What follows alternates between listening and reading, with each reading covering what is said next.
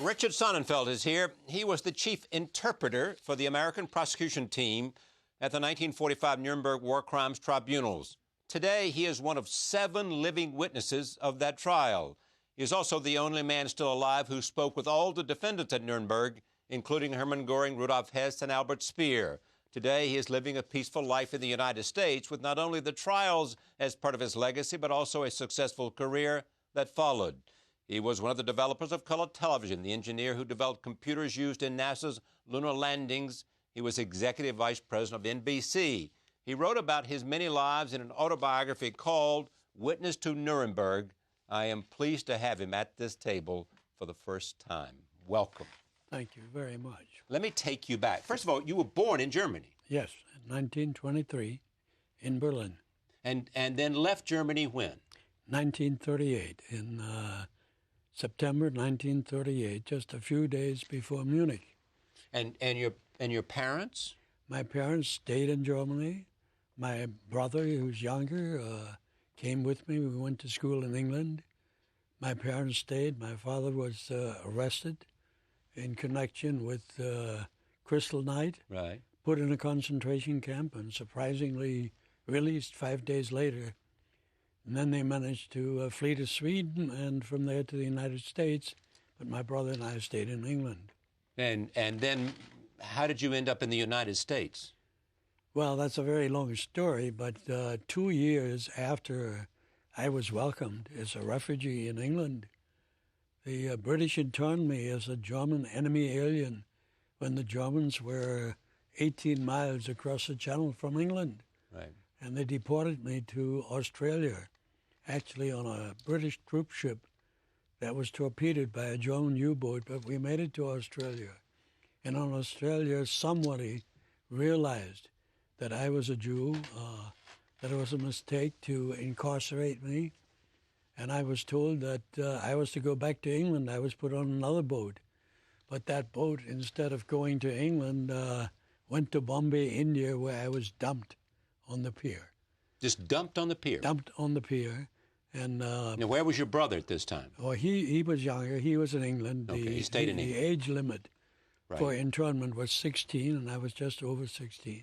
So you dumped on the pier at Bombay? At Bombay, picked up by a Jewish relief committee that housed and fed me in the native quarter of Bombay.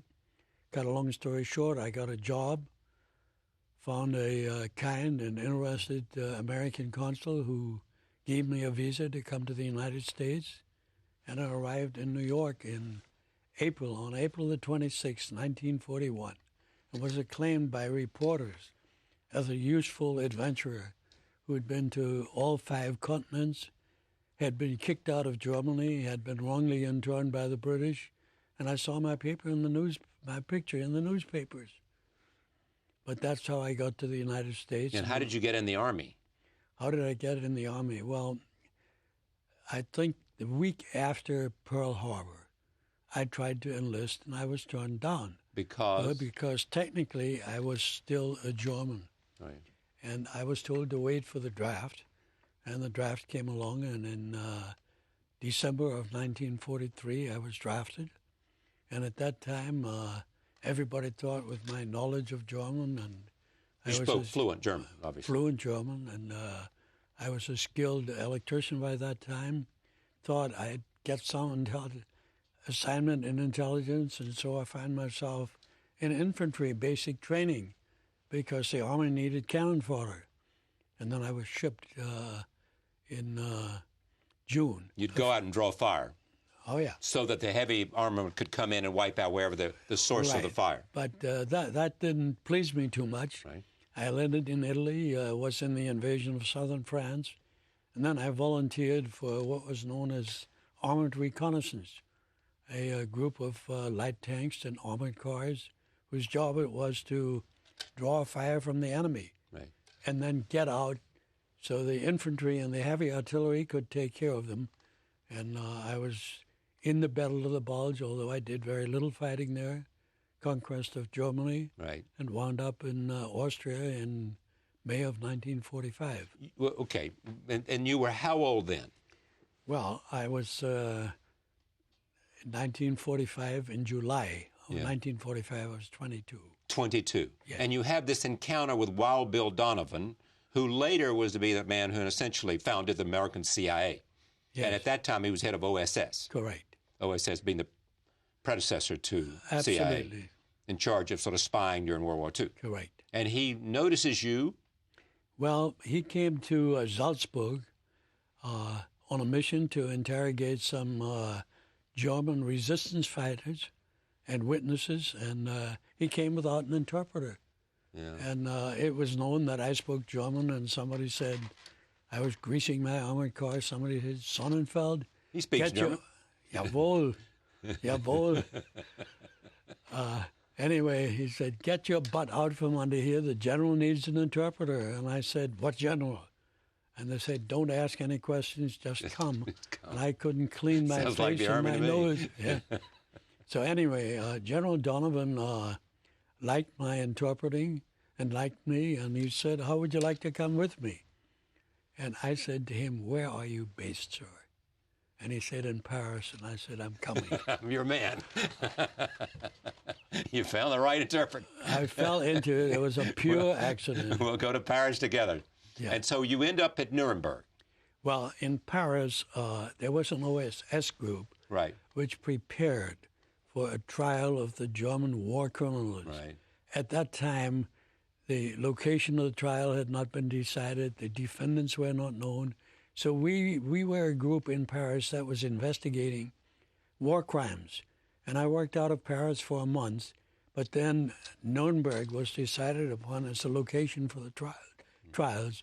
And I and the group with whom I worked flew into Nuremberg at the end of July 1945. So you got to know Jackson and Telford Taylor and all the people involved on the prosecutorial team. Yes, in time. And at Nuremberg, my office was actually down the hall from Justice Robert Howard Jackson. Yes. And Telford Taylor, I must say, Supreme Court Justice Jackson was the chief prosecutor. Was the chief prosecutor, and Telford Taylor, later, as you probably know, became the chief prosecutor of successor trials. Right. He and I were great friends. And later was a professor at Columbia. Columbia, and we were great friends. He wrote a book in which I was mentioned, so I knew them well. Tell me about your first meeting. Hermann Göring was number 2 or number 3 in the Nazi leadership. Well, he was number 2. All right. He was designated by Hitler as his successor, and shortly after I arrived in Nuremberg, 2 or 3 days later, Colonel John Hall Neyman was the chief interrogator who asked the witnesses questions under oath, and the witnesses later became defendants, and he used me as an interpreter. And the first customer, if you can use that word, I had was Göring. Yeah. And he was infamous for intimidating and interrupting the interpreters. And sure enough, he interrupted me. And Colonel Lehman, who was the chief prosecutor of crime incorporated here in Brooklyn, said to me, don't let this turkey interrupt you. So he put me on the spot, and he made me discipline Göring. And having grown up in Germany, I remembered an old joke. And I said to him, Herr Göring, mispronouncing his name. The word Göring in German means little nothing, a trifle. So you mispronounced his name on purpose? On purpose. I called him Herr Göring, and I said, when I speak, you don't interrupt me. You wait until I'm finished. And then when you have to say something, I will listen to you and decide whether it's necessary to translate it. And he said to me, mein Name ist nicht Göring. My name is not Göring. My name is Göring. And I said to him, I'll tell you what, I'll make a deal with you. If you won't interrupt me again, I won't call you Göring again. And after that, he and I became great friends. Great friends? Well, he insisted to speak only through me, and I finally figured out why.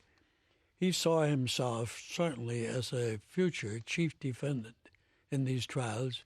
He knew that Colonel Lehman was the chief interrogator, and he knew I was the chief interpreter, and that put it all in good German order. Yeah, the chief defender, the chief interpreter, and the chief prosecutor. So what was he like?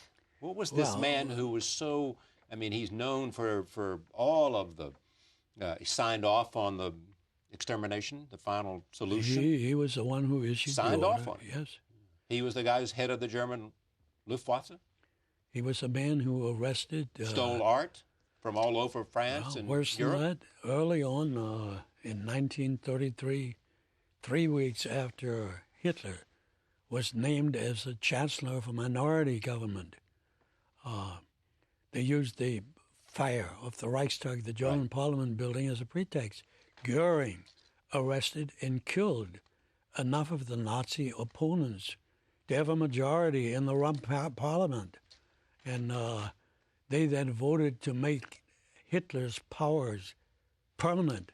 His powers included the suspension of civil rights, really taking the judiciary power away from them. They could no longer review or in any way interfere in government action, dissolve the political parties. So Goering had a long list. I could give you a long list of crimes to his credit. We know how he ended up. He had a pill. Well, he committed suicide, yes. But where were you when you heard that he committed suicide? Well, I was back in this country. I see. This was after the fact. Yeah. But to talk about Goering, you don't necessarily dislike every criminal on sight. He was a man who had great personal charm. He had a common touch. He could laugh at himself. And I had to remind myself constantly that he was an arch criminal, that he was a robber baron, that he was one of the worst Nazis. He was a mass murderer? Absolutely. Did you tell him you were a Jew? Yes, I did. I told him that my father had been put in concentration camp, and I found out why he was released within 5 days. Goering went through a list of people, Jews, who had been put in concentration camps. And on that list, he saw the name of one of his wingmen. He was a famous flyer in the First World War. And he said, that's not right. This man got an Iron Cross. He doesn't belong in the concentration camp. And he then issued the order that all Jews who'd earned an Iron Cross, which is a fairly high decoration in the German army, were to be released. To me, the frightening thing about Goering was that he obviously knew right from wrong. Right. What did he say about Hitler? Well, it's very interesting. He had many disagreements with Hitler, but in instance after instance, by the way, he considered him a political genius, but he always deferred to him. Goering was the son of an ex-governor of a German colony. He went to a cadet school. He was trained in German obedience, and to him, Hitler was the boss. And the boss. The boss. In the end, he always caved in and did what Hitler wanted. You probably know that Hitler ordered him executed after Goering tried to assume the power, which he had as Hitler's deputy, when Hitler was isolated in the bunker in Berlin. What else did he say about Hitler or about the other people part of the Nazi leadership? Well, Himmler and... He was very contemptuous of all of the other Nazis. He certainly feared Himmler. He despised Goebbels. But the rest of them he called underlings. He says, what are they doing here? They were not in my league. I take responsibility for everything. Goering, never repented or recanted anything that he did. He expected to be executed. He expected to be executed, and he expected to be venerated as a hero of the Third Reich. He said, 30 years from now, there will be marble statues for me all over Germany. And he said, in my grave, my body won't be in it, but Napoleon's body is not in his grave either. Did he ever talk to you about dying? He said, why should I be afraid of dying? I sent thousands of people into combat. I'm not afraid of dying. However, he wanted to be shot. He said, a soldier's death is by shooting. I don't want to be hanged. Yes, Saddam Hussein said the same thing. Yes. And he made a request to the Allied Control Council, which was a review authority of the Nuremberg trials, and it was turned down. And a day later, he took the cyanide pill and committed suicide. Where did he get the cyanide pill? Do you know? I don't know. As you probably know, there are many, many theories that it was hidden in a Paid jar for of it. It was hidden cream. in his tooth. And some guy came forward recently and said he'd passed it to him, but the truth of it is nobody knows. Okay, there was also von Ribbentrop, who was a foreign minister. You said he was an unimpressive guy. Well, he was a babbling idiot. Oh, I'm sorry. I'm sorry that's what I called him, because he never once said anything that made any sense. He talked endlessly in platitudes, and I got a hold of his deputy, of Ribbentrop's deputy, Baron von Weizsäcker. He was the father of a future German president. And I said to him, how is it that this man, who never makes any sense, got to be foreign minister? And he said to me, it's very easy. Hitler did all the talking. He never noticed. Yes.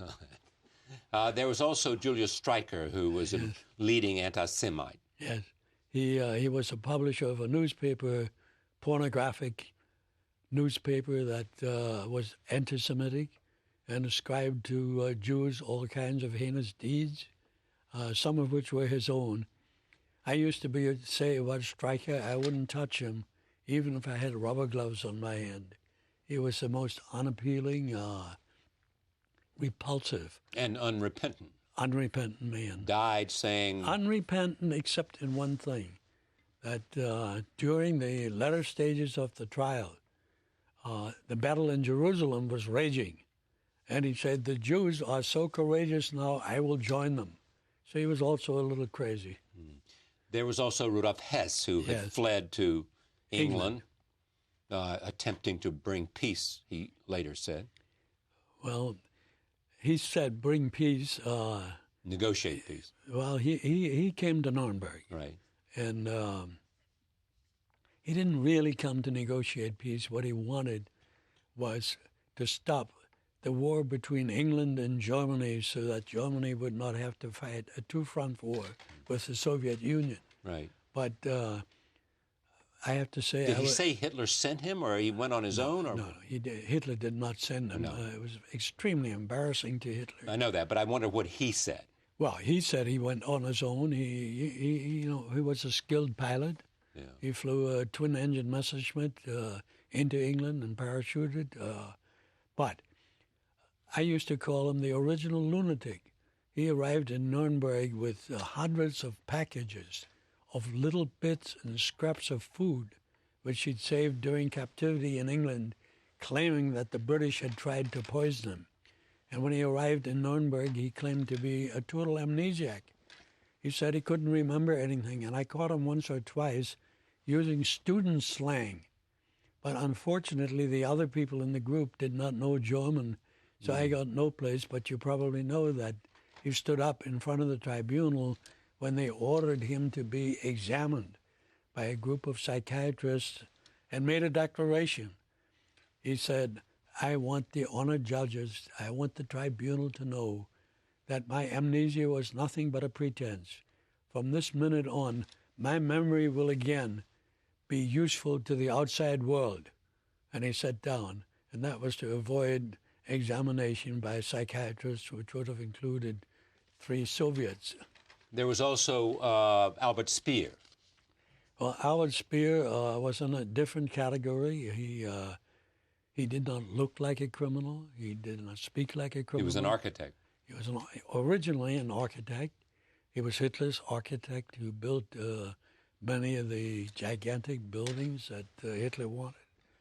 But later he became the munition minister of Germany after his predecessor, Fritz Todt, had told Hitler that he couldn't win the war in Russia, and his plane crashed. Speer was fantastically successful as a munition minister.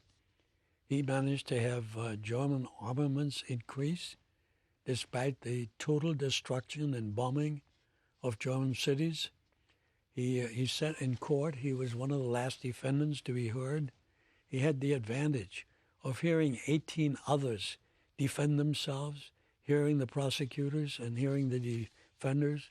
And he stood up in court and openly condemned Nazism and dictatorship, lecturing at length about the great danger of having a man like Hitler in charge. My own opinion was he was like a sorcerer. he so entertained, if you wish, the prosecutors and the judges, because he was the only one of the defendants who condemned Nazism. And in the end, he got away with a jail sentence of 20 years.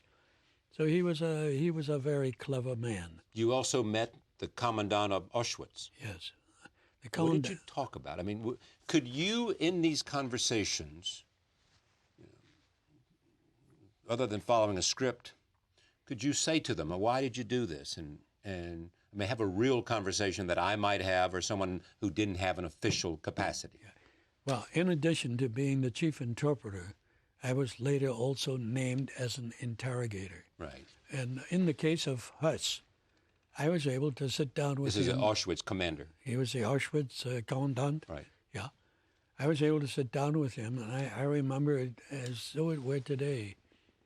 The first thing I said to him, Herr Hus, is it true that you exterminated 3.5 million people in Auschwitz? He looked at me and he said, that's not true.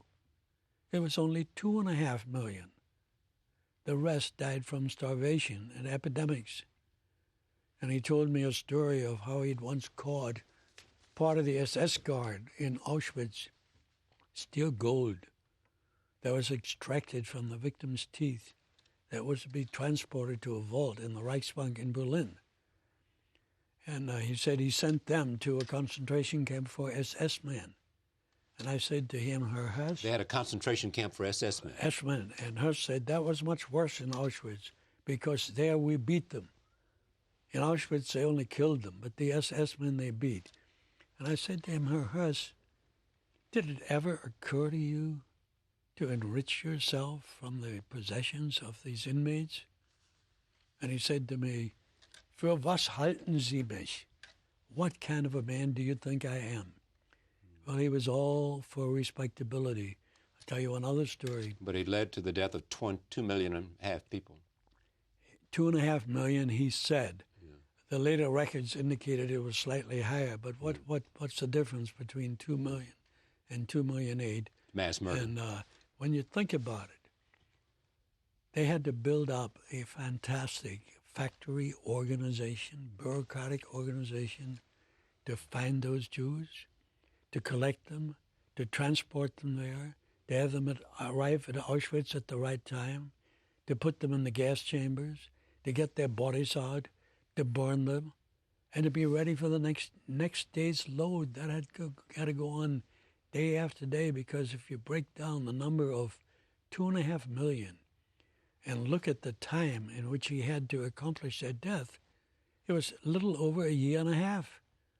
So thousands were murdered per day, and he was the genius who organized that. He was. So what conclusions did you reach about men who could do this? Well, it's very interesting. First of all, there were 20 defendants alive. There were people like Hus and others. Some were industrialists. Yes. But ultimately, they are individuals, so they were somewhat different. But the first conclusion that I reached is that all of them were yes men. Yes men. Yes men. They were trained to receive orders, trained to pass on orders to their subordinates. They measured their efficiency by how well they could do that. There were some exceptions like Schacht, but that was true from Goering. All of them were links in a chain of evil. And it mystified me at first, because I realized that these people were mediocre intellectually. And I asked myself, how is it that these people caused such monstrous headlines, such monstrous evil in the world? And then it came to me, who else can work for a dictator who constantly did all the talking, who insulted them? And they either didn't know that they were insulted or they overlooked it. And that's what they had in common. How do you explain their allegiance to Hitler? Their allegiance to Hitler has many roots. Hus, if I start with him for a minute, was a sergeant in the army, German army in the First World War. Later was engaged in revolutionary activities, served time in a maximum security prison, got a job in the SS as a chauffeur. And there, because he was obedient, was promoted. There was universal hatred of the Versailles Treaty in Germany, which restricted their ability to have arms, which was blamed for their... And Hitler used that as a scapegoat. Absolutely. And by the way, he blamed the Jews and the communists for signing the Versailles Treaty, never acknowledging that the German generals had withdrawn so there would be no fighting on German soil. So Germany was an impoverished, embittered nation. Hitler came along, and I mentioned before how he, through trickery, achieved power. And then he used deficit financing, just like Roosevelt, and created jobs. And soon after, he broke the Versailles Treaty unilaterally and marched troops. Why does it continue? I mean, how do you explain, for the lack of just the evil that has to lie in one's soul to do the kinds of things that were done then and continue to be done today in different places, obviously not of the same import? But let me speak about the Nazis for a minute. Hitler wrote his book Mein Kampf, where his evil nature, his hatred, his prejudices became clear. But in 1932, in order to be appointed chancellor of a minority government, he hid his prejudices because his challenge was he couldn't never hope to get the support of the left. He had the support of the right. He had to get the people in the middle. So he muted his message between 1933 and 1935. Then he issued the Nuremberg laws, which restricted Jewish life. The next thing he did is he marched into the Rhineland, and that made him a German hero because that scrapped the Versailles Treaty. After he conquered Czechoslovakia and raped Austria, then there was Kristallnacht, which was really the first orgy, and then Goering's order for the Holocaust did not come until July 1941. So what people forget about the Nazis or don't know, it took them 8 years to go from the expression of hatred to a full-blown murder and extermination of a people. They had to have the power, and they had to feel unrestricted and unrestrained. So I don't know whether you know that the Holocaust was kept a secret in Germany. Himmler, the chief of the Gestapo, made a famous speech in Krakow in 1942. And he said, today, to the SS leaders, today I will talk to you about something that must remain a secret between us forever. And that is the extermination of the Jewish people. It must never become public knowledge. He located the extermination camps in conquered Poland, which was completely controlled by the SS and the Gestapo, and he kept it from the German. And I once said to Huss, who was a commandant of Auschwitz, didn't the German people know about concentration camps? And he said, well, they certainly did, but they knew nothing about gas chambers and incinerators. And I was in Dachau on its day of liberation. And if you had told me that... You were? Yes. For only a half an hour, I was a combat soldier. But if you had told me that the Nazis had murdered 80,000 or 800,000 people, I would have believed it. But until Huss came to Nuremberg 11 months after the end of the war, nobody really knew the extent of the Holocaust. It was kept secret.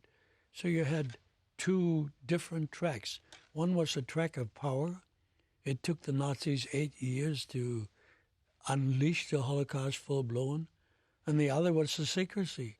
They kept it from their own people in the world. What is it you say about power and evil? They run on the same track. You cannot have a Holocaust. You cannot have this kind of evil without somebody believing he's got absolute power. And what's the moral of all this? Well, the moral of all this, first of all, is that there are many aspects to it. We have Holocaust Day every year. But on that occasion, mainly, we remember the victims and their horrible suffering. But we don't remember the history of Nazi Germany, and there's a lot to remember there. The other thing is, frankly, when I look at the North Korean crisis now and the crisis with Iran, you have evil people there who are reaching for power, and either under the umbrella or without the umbrella. These are Holocaust deniers in Iran. For instance, yes. President Iran. And I think the guy in North Korea is a little different. But they need to be stopped. And when you look at the German history, the one thing you realize is that when Hitler occupied the Rhineland, the French and the British had 10 times as military power. Germany was still disarmed. And Goebbels wrote in his diary, "It is a miracle that they did not stop us. Hitler would have been deposed." So the other moral is, once you believe that a statesman is really evil, there's no better time than to stop him early. And you have a responsibility to do it in the future. You have absolutely responsibility, but it's a tough decision. What did you see when you went to Dachau? When I went to Dachau, first of all, Dachau was not a single camp. Dachau was a series of about 17 different camps, and we drove through one of the gates into one of the units. There were other American soldiers that had driven into other units, but my lieutenant and I were the first two that drove into this particular unit, and there were people who were absolutely disbelieving, and they were not German. They were from Yugoslavia and other people, and we said, Amerikaner, we are Americans, and took them quite a while to understand that. They couldn't believe that their horrible suffering was over. The guard towers were empty. The guards had fled.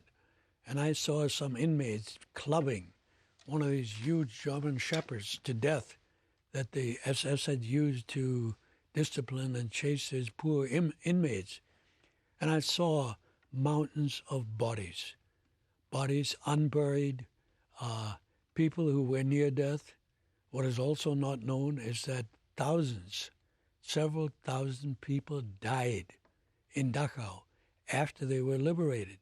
They were so weak so that with the best medical help, they could not be brought back to life.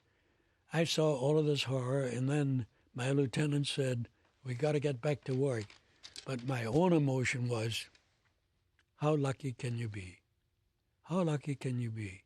I could have been one of those victims. I could have been one of those dead bodies. And here I was a lowly private, but I was a member of a victorious army that was putting an end to all of this. And I thank my good fortune and the Lord for my own good luck. This book is called Witness to Nuremberg, Richard W. Sonnenfeldt, Chief American Interpreter at the War Crimes Trial. Thank you for coming. Thank you very much. I hope you got what you wanted. Thank you. Thank you for joining us. See you next time.